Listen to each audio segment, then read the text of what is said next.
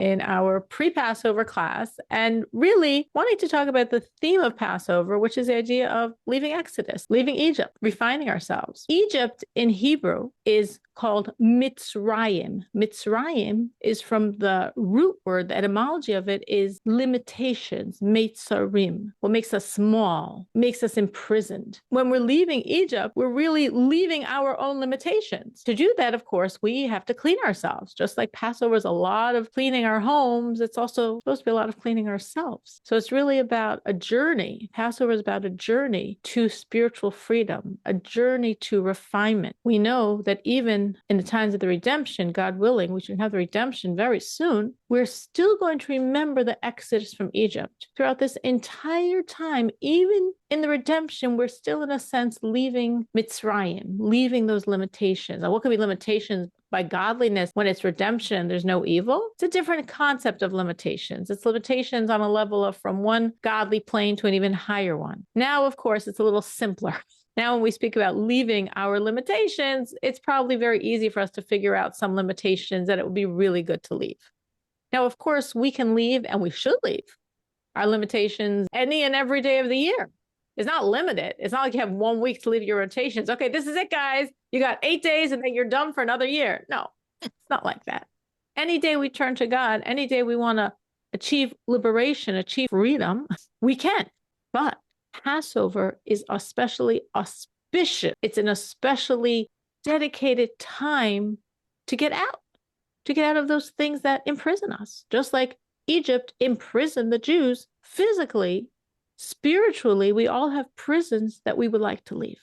Has anyone done this in the past? Does anyone remember over the Passover week trying to really focus on personal liberation? Personal liberation. I've done that the last few weeks at work and within my family, like really kind of like letting things go instead of bother me, letting them go and be. That's wonderful. Mhm. That sounds pretty liberating. Yeah. Because like my children live in the West Coast and I don't see them that much and they have their own lives and, they don't want to always pick the phone up and call when I call. So it's just kind of like the relationship stuff and like letting it be and then letting it reform itself. Mm-hmm. Wow. That sounds like a lot of liberation. Those relationships are sometimes very, very, very painful. The Mm-hmm. most painful. Yeah. And it's a lot of inner work to just let it be. Mm-hmm. A lot of freedom. That sounds amazing. Anyone specifically on Passover on the past has like really thought about these concepts over Passover and really tried to utilize the Passover energy?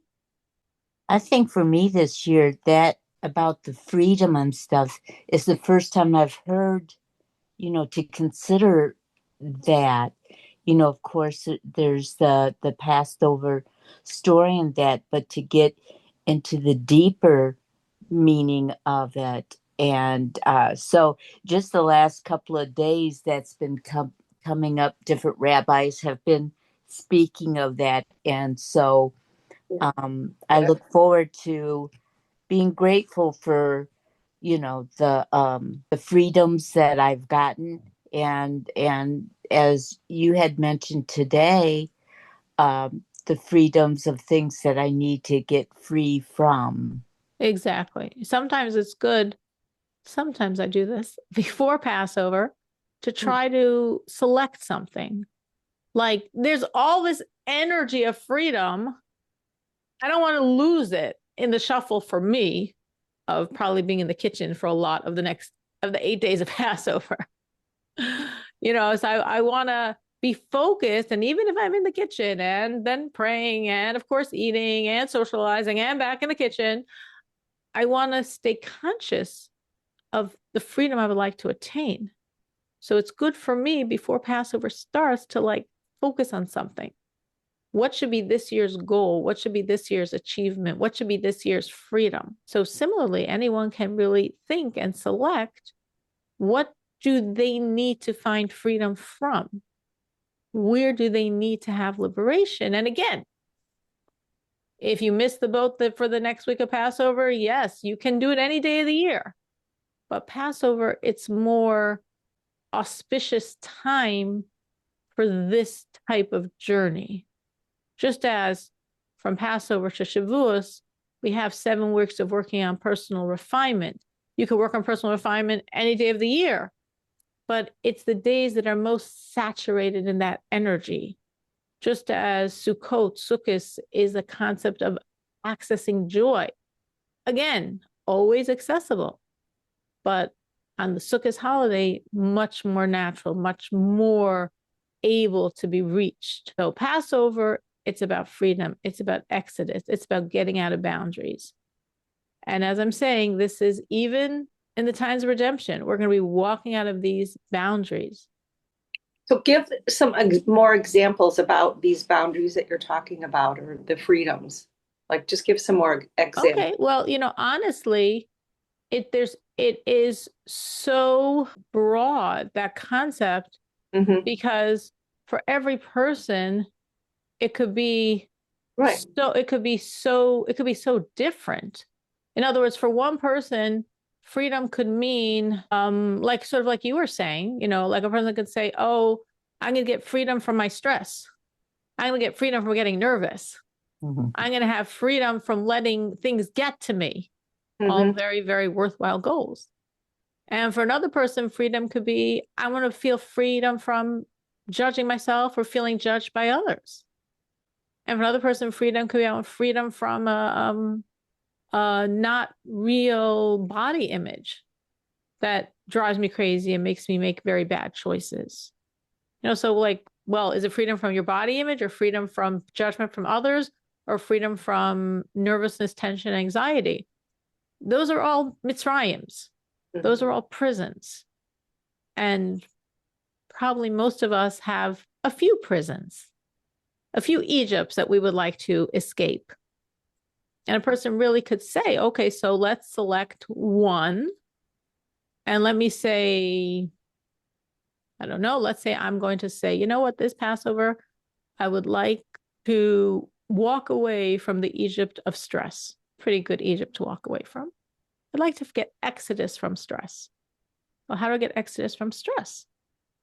Well, the more I'm conscious that everything is God and there's only God and there's nothing but God, the more every time something comes that is stress inducing, that trigger, I'm like, breathe and say, I'm not fooled.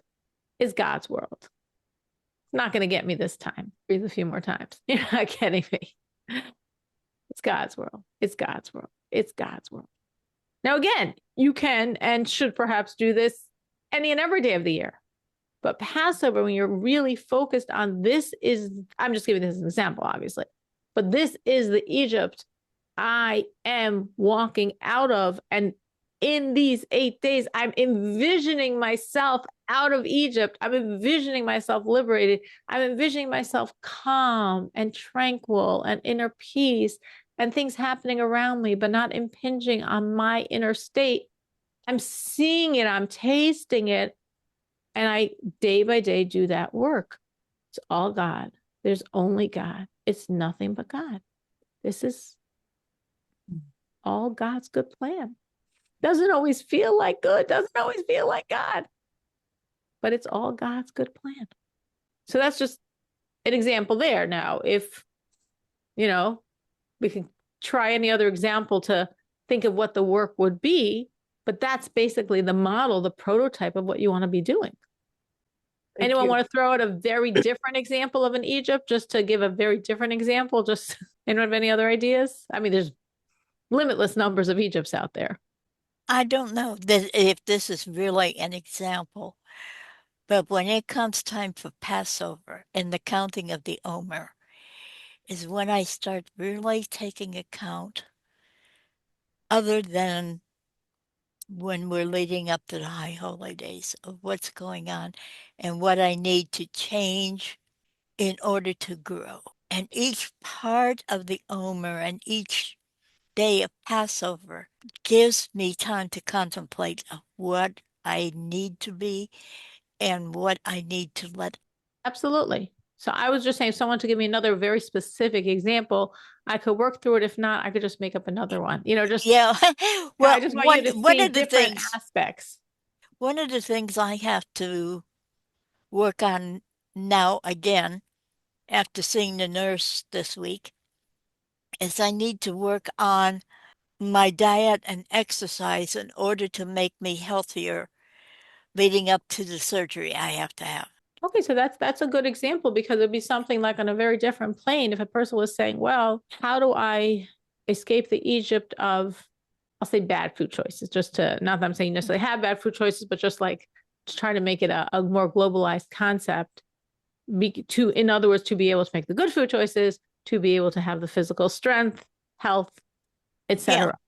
So And again, if you're looking at it in terms of Passover and Egypt, so you really would be asking yourself, well, why do I make those bad food choices? right. So, and now I'm not going to say the answer for anyone, because there could be many different answers why a person makes those bad food choices. So some people, of course, it goes back to stress. And they can say, well, I eat when I'm stressed, and I'm stressed a lot, so I eat a lot. Other people say, no, I eat when I'm bored. Another person, yeah, I eat as a diversion. I eat to keep myself busy. Other people say, I eat because I enjoy the food. I like it.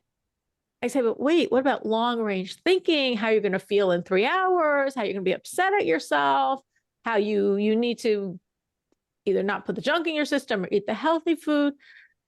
So in essence, all of this really is allowing things to control us. Again, I'm not saying for every single person out there, this is not Carol directed, and this is not anybody out there directed. So don't take any of it like, well, that's not what I eat. I'm just making up a story of what might be true for many people. It might not be true for you at all. But I'm saying a person could think about why do they make the bad food choices they make, and say, well, I'm letting a thing control me. Like I'm letting my desire of the moment for that cookie or chocolate or candy or pasta to take over what I know in my brain is really bad for me. And I can have plastered over my fridge in big letters, is this worth it? And I say, no, but whatever. So it's like you're what does that mean? That means this thing, or we could change it and say this desire, this tempting unhealthiness is the master. Like, we don't want that to be the master. It says we have a mind, a heart, and a body. And this only works in the Hebrew, but I'm just giving out the concept. If you spell out the first letter of mind, heart, and then liver, representing bodily functions, the first letter of each word, you spell a Hebrew word, melech, which means king. And if you have the heart and then the mind and then the body, it spells out a Hebrew word, lemach, which means fool. And if you have the body and then the heart and then the mind, it spells out a Hebrew word, klum, which means zero, nothing. So we want to be mind over heart over body. We want to be the king of self. And if our heart, if our passions, if our emotions rule us, it's so foolish. And if our body rules us, it's not even emotional, it's just body, we're like a zero, we're nothing. So when we look at ourselves and we're like, well, and again, what I'm saying, I'm globalizing and decontextualizing. So you might say, oh, food is not my issue, but the same thing you're talking about, I can relate to something very different. Or you could say food is my issue, and what you're talking about has nothing to do with my food issues. So again, this is just giving an example of Exodus.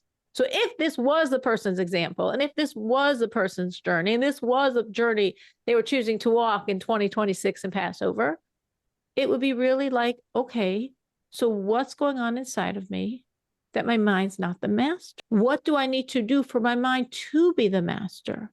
Is it my heart? Is it my body? And what do I want to be the ruler of self?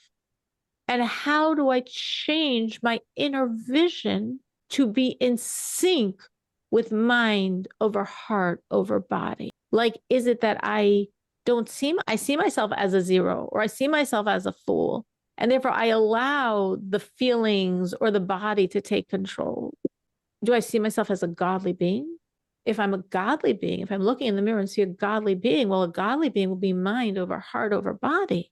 So do I need to realign with myself over the week of Passover and send the message of me as a piece of infinite worth, me as a piece of God? And as a piece of God, my mind is ruling, my heart is ruling my body, and all of my actions, including my eating, will be in connoissance with that. Thank So that you was a for the very help. okay. Well, perhaps that's a different direction to go than the example we were saying before about freedom from stress and responding to stress and feeling tension. But they're both Passover works. They're both walking toward freedom. You could say, "Oh, I want to do both." You could, but sometimes it helps to really fixate, to really focus, to really choose this year's Passover freedom. And sometimes what you might find is if you really work on freedom from one thing, it can ripple and affect other things as well. Because the same work in terms of the stress and all is God, God is all, or in terms of the food and I'm a piece of God, I'm a godly being, my mind rules my heart, rules my body, could then naturally apply to many other areas of your life as well. So you were looking for freedom from this, but you might achieve freedom from a number of things along this same road, the same path, the same journey. Any other thoughts on this? Again, thank you. Absolutely. Because it helped me align because I've been working on it since Monday when I saw the nurse and came over. And so thank you. Absolutely. Amazing. What timing? What Passover timing? Mm-hmm. Anyone else? Any other questions or thoughts on this? No, it's so funny. I had a similar thought on Monday for work this week. Was talking about how unbelievably short-staffed we are and trying to not internalize that because our company had to make some financial decisions, so we couldn't increase our staff like a year ago when we really needed to, right? And so it's like there's me and one other person doing the work of like 5 people. So Wow. not taking that personally, where it's like, yeah, there's going to be a lot and we're going to pretty much get behind every day and things are going to take a week because you're so buried, and trying to say like, I'm going to do the best I can do every day. It wasn't a me decision to not beef up our staff. The company knew that this push was coming and they made the decision that we had to be understaffed right now. So if things take a week instead of a day, that's a decision that was made above my head and I'm going to do the best I can. Wow. Because otherwise, I was holding that stress in my whole body. It was unbelievable. Right. And it's really good. That's a really good piece of Exodus is not taking responsibility for things that are not our responsibility. And I talked to the other gal that I'm working with. I told her the same thing because it's like she's a people pleaser too. She was feeling the exact same thing because customers get cranky that their quotes are late. And I was like, it's not your fault either. I know you're working really hard. I know you're doing the best you can. We're both doing the best we can. We didn't make this call. Right. Right. And I'm saying, I think sometimes we do have stress from things that we have no control over. And that sort of, I think, was what Robin was saying when she was talking about just letting things go. And that's also giving it up, giving it to God. Some things we can't, some things are out of your ability because, like you're saying, your boss has made a bad or good decision, irrelevant how you want to process it. And some things is like we're talking about in some relationships where there's nothing we can do about it besides give it over to God. Release the stress, release the ownership, release the accountability, pray, trust God, and let it be as however God wants it to be. Absolutely. That's absolutely, this idea of leaving Exodus, we're told, our sages say, in every generation, we have to leave Egypt. It's not like a one-time thing 3,300 some years ago. And the first Rebbe of Chabad, the first leader of Chabad said it's actually a daily exodus from Egypt because every day we have to leave our limitations. And of course, now is an especially auspicious time to do this. So this Passover, obviously, Festival of Liberation is celebrating a historic event. And we are supposed to view ourselves as if we were just liberated, which means on one hand, we want to achieve freedom. On one hand, we want to understand we have freedom and we want to guard the freedom. And every day has its own Egypt, its own power to undermine the freedom we have. And obviously, the biggest threat to freedom is from within, like believing certain achievements are beyond us. I will never. I cannot. That's not me. You know, sometimes we have almost like a complacent belief that we're never going to be so spiritually high or close to God or whatever, and fill in the blank. And those beliefs are sort of comfortable and very self-limiting. And Passover is about self-liberation, which means there's a struggle. There's work within each one of us to create the freedom to live at our spiritual potential. And that's why we have to remember liberation every day. Every day we are personally leaving our Egypt, escaping our limits, escaping our temptations, escaping the obstruction that's in the way of our spiritual manifestation of liberation from Egypt is liberation of the soul from the constraints of the physical environment.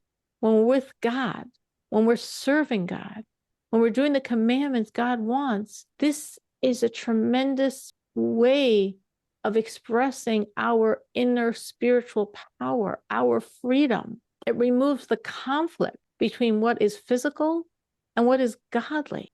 Because it's not that I have to escape the physical to connect to God. I can find God in the physical if I live my life as God wants, and I can have them real freedom. And real freedom feels like serenity, harmony, which is really a prelude to the freedom and peace in the entire world with the redemption. Right now, we are in the month that the sages identify as the month of Mashiach, of redemption. The sages say in Nisan, Nisan is a Jewish month we are in. Today was the 11th of Nisan. It's a very holy day, the day of the birthday of the Lubavitcher Rebbe. So we're already a third into this month. Our sages say in Nisan, our ancestors were redeemed from Egypt, right? Because they got out of Egypt on the 15th of this month. And in Nisan, in this month, we in the future will be redeemed. That doesn't mean we can't be redeemed in the summer or we can't be redeemed in the winter. But it's saying, again, like auspicious, just like Passover is most auspicious to find your freedom, though you can find freedom every day. This is such an auspicious month. This is the month for redemption. And of course, every day we're supposed to believe Mashiach is coming, can come, should come, must come today. And that's absolutely true. But this is the most auspicious month, which means there's tremendous redemption energy out there, which means, so to speak, we want to be on our best behavior to make it happen, to really push ourselves spiritually, physically. God appreciates both. We want this year to be in Jerusalem. And there's a lot of potential now to make that happen. And everything happening in the world is really heightening this sense of it's really happening now. This is really happening now. So it's happening. This is really happening. We need to really take advantage because it's really happening. You know, another Passover theme is children. We have the first 2 nights of Passover, a Seder, the most ritualized ceremony, I think, in Jewish thought and practice is the Seder, a 15-step, very, very ritualized service to God, involving song and words, eating, praising, praying, lots of different things that are all very, very, very much oriented on the children. We really are being given a message, Passover, to focus on the needs of our children and really to make sure our children also experience redemption. It says one of the lines in the Seder, in the Haggadah is the book we have of everything we do and say throughout that evening, which we do twice, 2 nights this year, Wednesday night and Thursday night. So one of the concepts we say in all the words that we discuss there is, and our work, our hard work was the children. Yeah, hard work, we were enslaved. It was really hard. We were supposed to be needed 400 years. God in his kindness made it 210. We're supposed to be enslaved for all 210, all 400. God in his kindness made it like 116 years of intense slavery, which got worse and worse and worse. And especially the last 86 were really, really, really horrific slavery and oppression. That was our work. True. That is our stress. True. But another level, it's the children. What was the stress with the children? Well, we wanted to make sure our children would survive because they wanted to kill out all the boys. But we also had a stress with the girls because the same way the Egyptians wanted to kill the boys, they wanted to Egyptianize the girls. And that's an equal or greater problem. And we have to fight both. So this concept, keeping our children from getting Egyptianized, is one of the themes of Passover, right? That's why we put a tremendous emphasis on the children. The children are the future. The children are the ultimate guarantors for Torah, are the children. And we live in a world where it's very easy for children to get Egyptianized. Not only 3,300 some years ago, when that was the Egyptian campaign, but also 21st century America. And I think this concept is almost harder for a Noahide than for a Jew. I don't know if it's fair to say harder. I don't know if it's harder, but in a sense, I could see it as harder because it's so much more subtle. You know, for a Jewish child, there's so many things we can do if we're focused and want to be good parents to make sure they know they're not like the rest of the world. But if you're a Noahide parent, you have to work a lot harder to make sure that your child knows they're not like the rest of the world. They're Noahide. And obviously, you know, if someone's being a religious Jew, there's a whole infrastructure of community that helps support this. Our children aren't getting Egyptianized. But for Noahide, sometimes, often, most of the times, it's just exactly what you give your children. Any ideas in this area? Any resolutions you've done in the past that has succeeded to keep your children from getting Egyptianized, for your children to really know they are different? They are Noahides. They are different. Yeah, that's a daily thing. So anything you've done that you see has helped? I mean, so far, just little things like we don't do Easter and we don't do Christmas and we don't do Halloween. And I mean, it's stuck better with the big kids, but the 4-year-old, he's still not loving. I mean, the little kids, when we would go to like the grocery store and at the checkout line, they'd say Merry Christmas. They would say at like 2 years old, we don't do Christmas, we do Hanukkah, right? Whereas the 4-year-old is constantly like, it's Christmas time. Every child has their own personality. Every child has their own struggles. If it's stuck with the older two and the third one or fourth one, whoever it is rejecting it, it doesn't mean that you're doing something different. It could just mean for this child, you need to do something more. Right. So, okay. So what Natalie is saying is her road to success for some of her children is just these very clear lines of we are not like the world as we express by not doing this, but doing this. Not doing this, but doing this. Anyone else? Any other ways you've tried to help your children see, or you could imagine if you don't have children personally, but you could, some good ideas of to give children this message, because you've given yourself this message. You've had to educate yourself. Your parents didn't give you this education. So you self-educated that you don't want to be Egyptianized. You don't want to be like the rest of the world. You're God's people. I found with my children that if I had a morning community prayer with them and prayed for each of them before they went out to start their day in school or wherever they were going, that it helped keep them grounded, because it brought forth to their mind, we're different, we are serving God, and this is what the Torah says, this is what the Tanakh says, and we're going out to serve God. Nice. That's a beautiful idea. And it worked. I have children now who are Noahide, grandchildren, and now great-grandchildren. Wow. So it worked. So Carol's saying something that worked. She's got 3 generations to testify that it worked, and how she's starting her children's day, and hopefully her children started their children's day, and hopefully those children started their children's day with prayer. And I could so see this, because I said, like, talking about my son Dove Bear now, that he is in a month going to be bar mitzvah. And when a Jewish boy is bar mitzvah at age 13, every day they pray with its tefillin. So this was a very big for us to work with Dove Bear to put on the tefillin every day. The Jewish custom is, maybe communities have different customs, but all have that they start sometime before age 13, not making a blessing on the tefillin, but putting it on, because it's a complicated ritual. So you want to have it mastered by the time you're 13. So in our custom, which is, I think, pretty typical, the boy starts 2 months before.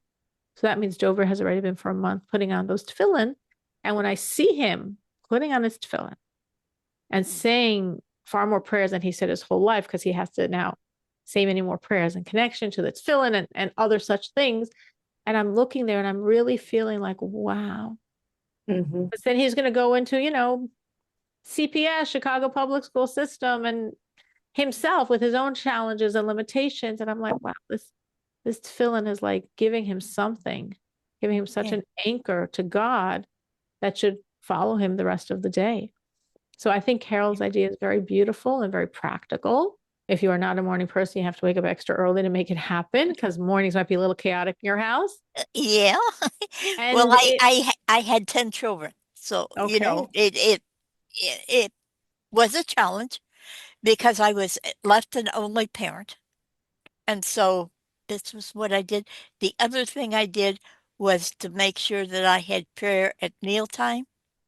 And you know what was the strangest thing was my dogs got to where they wouldn't go eat until after we said the prayer. And then they go to their bowl. That's great. They absorb the energy.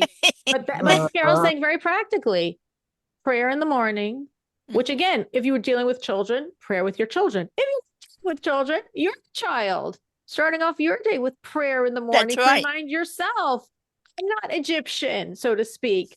I'm a Noahide. And of course, we all, hopefully every Noahide prays. God wants you to pray every day, but maybe it's not like in the morning, I officially have my prayer session. But if you don't, imagine how different your day will look when you do. Prayers by the meals. Hopefully you do that. But if you don't, imagine for your children and for yourself, making sure every meal starts with prayer, talking about body, image, food issues. Like imagine how different that food is when you're starting with a prayer. Yeah. Anybody else? Any other tips that have worked in themselves or with children to really have this strong sense of we're not Egyptian, we're Noahides? I think for us, it's bringing a lot of joy and fun into things that we do for Torah, like prayers. And when we pray together, we try to make it really fun and joyous and not dry, just to get the kids' attention. And so, it's something they look forward to instead of, oh, something we have to do kind of thing. Because, a lot of things, the 7 laws are don't do this. So you kind of mentioned that earlier, Cyril, of like, we don't do this, but we do get to do this, right? And That's so right. we focus on what we get to do and how amazing it is that we're so special and important to God, that we get to do so many things that other people don't even know exist. And so, we try to really focus on that. And yeah, I think that's something that helps us. I think that's great. I mean, I try to do that also, that the joy factor, the fact that it's like, we're so lucky, we're so blessed, we're so chosen. So definitely a Noahide educating themselves and educating their children, looking at the numbers in the world. I mean, a mere 8 billion mankind, and God chose you. You're so blessed. You're so chosen. You're so special. You're so lucky. And definitely bringing that joy, again, like Danielle says, giving that joy, serving God joyous, and also for yourself, right? Yep. Not everyone here has children, but everyone needs to educate the child within. So really connecting joy to your service of God. Yes, it shouldn't be a burden, a chore. Okay, I believe in God and therefore I have to and I can't. And I think what Danielle said is also very true. And I've thought this very often in terms of a Noahide, that most of the laws are don't. And they don't even necessarily have to impinge on you so much once you get used to it. So you don't, I don't know, whatever, eat meat at McDonald's or, whatever. And it can almost be like you're Noahide, you're keeping all the laws, but you're not doing that much in terms of proactively serving God, because you could sort of be a passive Noahide, checking all my charts, making sure I'm not doing anything God doesn't want, and then like everyone else. And I could look pretty Egyptian, so to speak. I could look like everyone else out there. I mean, maybe I'm dressing a little different, maybe my morality standards are different, but on certain ways I could look very similar. And like, no, we don't want to go back to Egypt. We want to know we're different. So we have to find, and again, for Noahide, it probably obviously is more challenging for a Jew, where you don't have to find, it's in your face, all the things you got to do.